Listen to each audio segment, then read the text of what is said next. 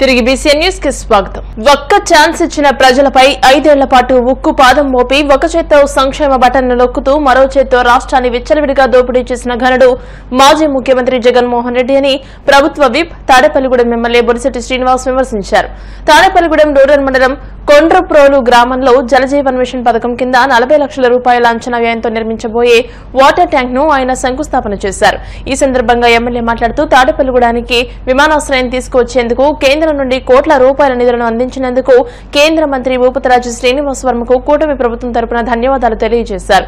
గత ప్రభుత్వ అసమర్థత పాలన వలన జల్ జీవన్ మిషన్ నిధులు దుర్వినియోగమయ్యాయని, పూర్తిస్థాయి పనులు నిర్వహించలేదని అన్నారు. నియోజకవర్గంలో మొత్తం 10 గ్రామాలలో వాటర్ ట్యాంకుల నిర్మాణాలను శంకుస్థాపన చేసి అతి త్వరలోనే పూర్తి చేయనున్నట్టు ఆయన తెలియజేశారు.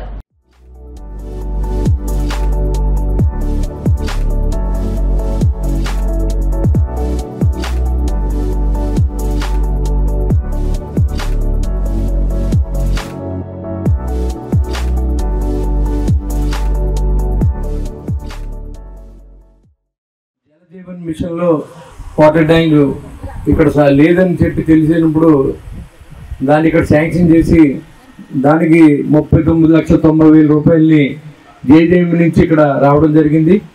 2019 నుంచి 24 వరకు వచ్చినటువంటి నిధులన్నీ కూడా దుర్వినియోగం చేసి అప్పుడు 2019 నుంచి 24 వరకు అప్పుడున్నటువంటి ప్రభుత్వం దాదాపు 25,000 కోట్ల రూపాయలని నరేంద్ర మోడీ గారు ప్రతి ఇంటికి ఉచిత మంచినీటి కనెక్షన్ ఇవ్వాలన్న ఆలోచనతో ఎప్పుడో 30-40 సంవత్సరాల క్రితం వేసిన పైపులన్నీ పాడైపోయిందని చెప్పి రాష్ట్రం అంతా కూడా రీప్లేస్ చేయమంటే ఆ చేతకాని ప్రభుత్వం అప్పుడు 25,000 కోట్లకు గాను 2,211 కోట్లు మాత్రమే ఖర్చు పెట్టింది.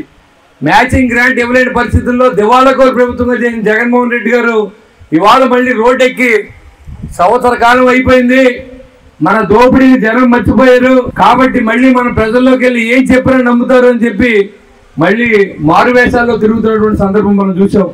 అధికారం ఉన్నప్పుడు ఏ మొక్క ఉండకూడదు, ఏ చెట్లు ఉండకూడదు, డేరాల మధ్యన తిరిగిన డేరాల మాజీ ముఖ్యమంత్రి ఇవాళ మళ్ళీ చంద్రబాబు నాయుడు గారు విమర్శించడం చాలా ఆశాస్పదంగా ఉంది.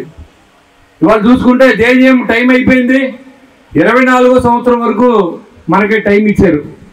గౌరవ ఉప ముఖ్యమంత్రి పవన్ కళ్యాణ్ గారు, గౌరవ ముఖ్యమంత్రి మన చంద్రబాబు నాయుడు గారు అందరూ కలిసి రిక్వెస్ట్ చేస్తే మళ్ళీ దీని సమయాన్ని మళ్ళీ 2 సంవత్సరాల పాటు ఆంధ్ర రాష్ట్రాన్ని ఎక్స్టెండ్ చేశారు. దాంట్లో భాగంగా మనకి 10 గ్రామాల్లో పెంటపాడు మండలంలో 8 గ్రామాల్లో ఓఎస్ఆర్ ట్యాంకులు కట్టడం, అంతేకాకుండా రూరల్ మండలంలో 2 గ్రామాలు ఇక్కడ బంగారుగుడిలో 2 కూడా మనం ఇవాళ శంకుస్థాపన చేసుకున్నాం. దీన్ని త్వరితగతిని పూర్తి చేయవలసిన అవసరం ఉంది. సమయం 2 సంవత్సరాలు ఉంది, ఆల్రెడీ సంవత్సర కాలం అయిపోయింది. ఇంకొక సంవత్సరం లోపు ఈ ఓఎస్ఆర్ ట్యాంకులు అవ్వకపోతే ఇప్పుడు పెట్టిన డబ్బులు కూడా కాంట్రాక్టర్ రావు. దీని మ్యాచింగ్ గ్రాంట్ కూడా ఆంధ్ర రాష్ట్ర ప్రభుత్వం 50% డబ్బుల్ని మనం వేయాలి. జేజేఎం మిషన్ రేషియో ఏంటంటే 50% కేంద్ర ప్రభుత్వం మనం ఉచితంగా ఇస్తే 50% రాష్ట్ర ప్రభుత్వం భరించాలి. కానీ అప్పుడున్న ప్రభుత్వం దానికి మ్యాచింగ్ గ్రాంట్ ఇవ్వలేక వచ్చిన నిధులన్నీ కూడా మరి మురగబెట్టిన సందర్భం మనం చూసాం. మరి ఈరోజు ఈ ప్రభుత్వాన్ని విమర్శించడానికి మీకు హక్కు ఎక్కడ ఉందని అడుగుతా ఉన్నా. ఇవాళ మీరు 1,000 రూపాయలు పెన్షన్ పెంచడానికి 4 సంవత్సరాలు 250 కాడికి ఇచ్చి 1,000 రూపాయలు పెన్షన్ పెంచితే గౌరవ చంద్రబాబు నాయుడు గారు నెగ్గిన వెంటనే 3 నెలలు కూడా కలిపి 7,000 రూపాయలు మొట్టమొదటిసారిగా మనం ఇచ్చిన సందర్భం మీరు చూశారు. అంటే ఈ ప్రభుత్వం ఇచ్చిన మాట నిలబెట్టుకోవడానికి ఎంత పరితపిస్తుందో మీరు ఆలోచన చేయండి. ఆర్థికంగా ఇబ్బంది పడున్నాం, 36,000 కోట్లు భారం పడింది దీనివల్ల. అయినా కూడా ఎక్కడ చెల్లించకుండా గౌరవ ముఖ్యమంత్రి గారు ఏదో రకంగా ప్రజలను మళ్ళీ బాగా నమ్మి ఓటేశారు అని చెప్పి మీ అందరికీ పెన్షన్ ఇచ్చే కార్యక్రమం చేశారు. రాష్ట్ర ప్రభుత్వంలో నిధులు లేవు కాబట్టి ఎక్కడి నుంచి మనం నిధులు తెచ్చుకోవాలన్న ఆలోచనతో ఈ వాటర్ ట్యాంక్ 2వ 3వ శంకుస్థాపన. ఇందులో పవన్ కళ్యాణ్ గారు ఎప్పుడైతే జలజీవన్ మిషన్ టైం అయిపోయింది అన్నారో ఆయన వచ్చిన తర్వాత ఆయనకున్న పరిచయంతో సెంట్రల్ గవర్నమెంట్ లో మోడీ గారు కూర్చుని దానికి మళ్ళీ ఒక 2 సంవత్సరాలు ఎక్షన్ తెచ్చుకోవడం వల్ల జలజీవన్ మిషన్ ద్వారా ఈ నిధులు రావడం జరుగుతుంది, సెంట్రల్ గవర్నమెంట్ నిధులు.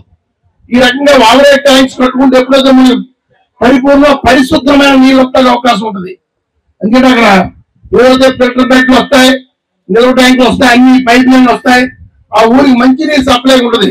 ఇవన్నీ కూడా సెంట్రల్ గవర్నమెంట్ స్కీమ్ లో వచ్చాయి కాబట్టి అది పవన్ కళ్యాణ్ గారు చంద్రబాబు గారు ఇద్దరు కూడా ఒక కమిట్మెంట్ వెళ్తూ జలజీవన్ మిషన్ క్లోజ్ అయిపోయిన దాన్ని మళ్ళీ రీఓపెన్ చేయించుకుని దానికి 5 ఏళ్ళు జరిగిన 19 ఉన్న ప్రభుత్వం దుర్మార్గపు ఆలోచనతో ఎటువంటి అభివృద్ధి పనులు చేయకుండా ఈ రాష్ట్రాన్ని కానీ నియోజకవర్గాన్ని కానీ మరి కిందకు కొట్టి దారుణంగా మట్టి అమ్ముకున్నారు, ఇసుక అమ్ముకున్నారు, మందు అమ్ముకున్నారు, అన్నిట్లో దోసుకున్నారు. ఇలా పేపర్లో చూస్తున్నాం.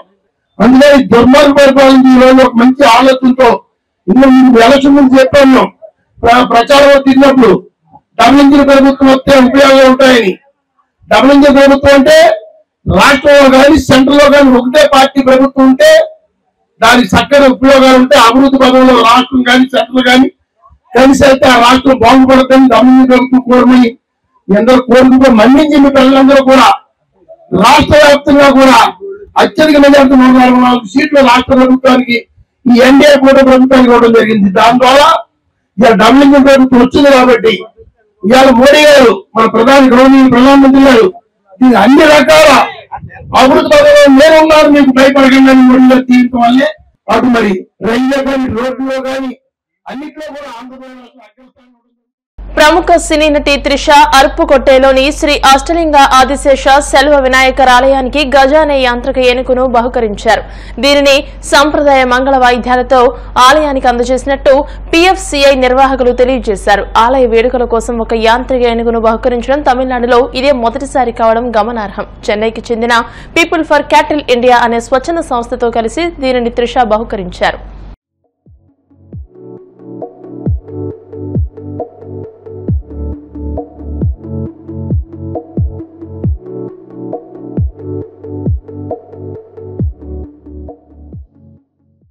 తెలంగాణలో అన్నపూర్ణ క్యాంటీన్ల పేరు మార్పు ఆలోచనను ఉపసంహరించుకోవాలని డిమాండ్ చేస్తూ బీఆర్ఎస్ కార్పొరేటర్లతో కలిసి సనత్ నగర్ ఎమ్మెల్యే తలసాని శ్రీనివాస్ యాదవ్ జీహెచ్ఎంసీ ప్రధాన కార్యాలయం ఎదుట నిరసన ప్రదర్శనలు చేపట్టారు. పోలీసులు ఎమ్మెల్యే కార్పొరేటర్లు మాత్రమే ప్రధాన కార్యాలయ ప్రాంగణంలోకి అనుమతించి కార్యకర్తలను గేటు బయటే అడ్డుకోవడంతో తీవ్ర వాగ్వాదం జరిగింది. ఈ సందర్భంగా తలసాని మాట్లాడుతూ మహానగరానికి వివిధ ప్రాంతాల నుంచి వచ్చే పేదలు, నిరుద్యోగులు ఆకలి తీర్చాలనే సదుద్దేశంతో నాటి ముఖ్యమంత్రి కేసీఆర్ 5 రూపాయలకే నాణ్యమైన భోజనం అందించే విధంగా నగరంలో 150 వరకు అన్నపూర్ణ క్యాంటీన్లను ప్రారంభించారని గుర్తు చేశారు. మనం తినే భోజనాన్ని అన్నపూర్ణ అంటాం. మనం పండించే పంటను కూడా రైతు అన్నపూర్ణగా భావించేటువంటి గొప్ప పేరుని కేసీఆర్ గారు నామకరణం చేస్తే కాంగ్రెస్ ప్రభుత్వం నిన్న మొన్న ఒక నిర్ణయం తీసుకుంది. ఒక్క కౌంటర్ పెంచలే, 150 కౌంటర్లుంటే క్యాంటీన్లుంటే దాంట్లో 20 బంద్ అయినాయి, 20 క్లోజ్ అయినాయి. దాని గురించి దిక్కులేదు.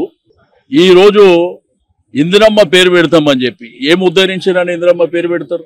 మీరేమన్నా క్వాలిటీ చెక్ చేస్తలేరు, దాని క్వాంటిటీ చెక్ చేస్తలేరు, విస్తరించాలనేటువంటి ప్రయత్నం జరుగుతలేదు. ఒకవేళ మీరు ఏదైనా పేరు మార్చాలనే నిర్ణయం ఇట్లా చేయాలనుకుంటే కౌన్సిల్ ఏర్పాటు చేయండి. ఇక్కడ మా ప్రజాప్రతినిధులందరూ 150 మంది కార్పొరేటర్లు ఉండేటువంటి కౌన్సిల్ ఎక్స్ అఫీషియో కూడా ఉన్నారు. వాళ్ళందరూ అభిప్రాయం తీసుకోండి. అభిప్రాయం తీసుకొని మీరు ఇట్లా పేరు మార్చాలనేటువంటి ఉద్దేశం మీకు ఏదైనా ఉంటే, లేకపోతే మీరు కొత్తగా ఏదైనా స్కీమ్ తెచ్చి మీరు పేరు పెట్టుకోండి, అభ్యంతరం లేదు. ఇది రెగ్యులర్ గా అనేక సంవత్సరాల నుంచి జరుగుతున్నటువంటి కార్యక్రమాన్ని, పేదవాళ్ళు ఇష్టంగా భావించేటువంటి కార్యక్రమాన్ని, నిరుద్యోగులు ఇష్టంగా భావించేటువంటి కార్యక్రమాన్ని. ఎందుకంటే ఈ రోజు హైదరాబాద్, సికింద్రాబాద్, గ్రేటర్ హైదరాబాద్ పరిధిలో 5 రూపాయలకు భోజనం ఎక్కడ దొరకదు. ఎక్కడ పోయినా 200 రూపాయలు మినిమం కావాలి. అటువంటిది కేసీఆర్ గారు గొప్ప మనసుతో ఆ కార్యక్రమాన్ని ఏర్పాటు చేసినటువంటి సందర్భం. మరి మీరు ఇట్లా పేర్లు మారుస్తామంటే మీరు ఆల్రెడీ 6 గ్యారెంటీలు ఇచ్చారు. దానికి మీరేమన్నా పేర్లు పెట్టుకోండి. చేసి అనేకమైనటువంటి హామీలు ఇచ్చారు.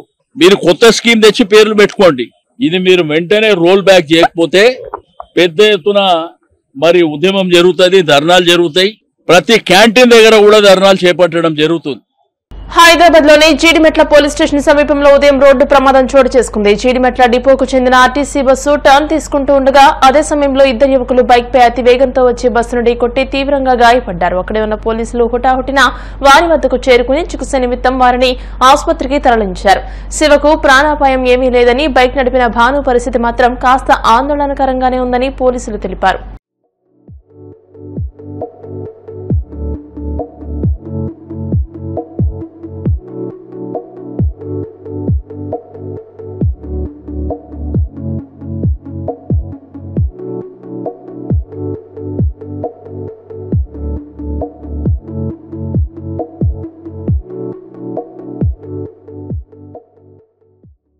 వార్తలు ముగించే ముందు ముఖ్యాంశాలు మరోసారి.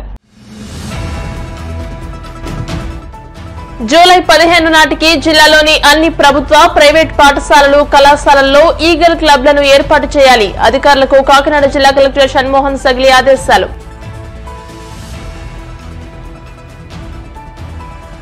అమలాపురంలో పార్టీ జిల్లా విస్తృత స్థాయి సమావేశంలో పాల్గొన్న ఏపీసీసీ చీఫ్ వైఎస్ షర్మిల, మహాసముద్రం లాంటి కాంగ్రెస్ లో పిల్ల కాలువల లాంటి పార్టీలన్నీ కలవాల్సిందేనని వ్యాఖ్య.